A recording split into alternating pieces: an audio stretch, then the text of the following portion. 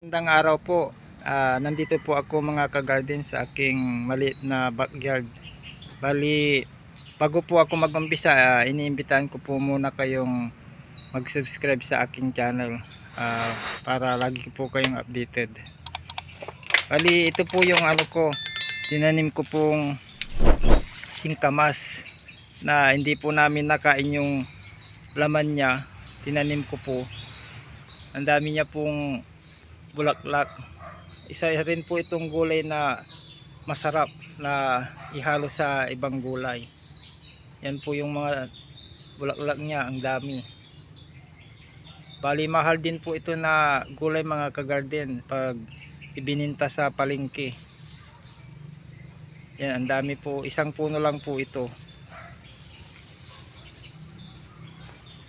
Nandito pa po sa baba. Yan po sila mga ka-garden. Bali, ang ginawa ko po sa laman niya ay inilapag ko lang po sa lupa kasi pag po binaon yung kanyang laman, mabubulok po mga ka-garden. Bali, ito po yung ano niya, yung laman niya. Hindi ko tuluyan pong binaon. Yan po yung pinakalaman niya na tinanim ko po. Ito po.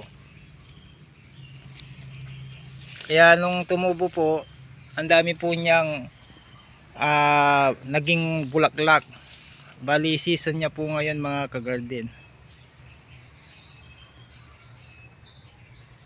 Kaya pag may hindi po tayo naubos na laman po ng singkamas, pwede po natin siyang itanim para magkaroon ng panibagong bunga at saka magbubulaklak din. Pwede din po nating ibenta kapag marami pong naging bunga niya at marami po tayong tanim. Hanggang sa muling video po mga ka-garden. Maraming salamat po sa panonood.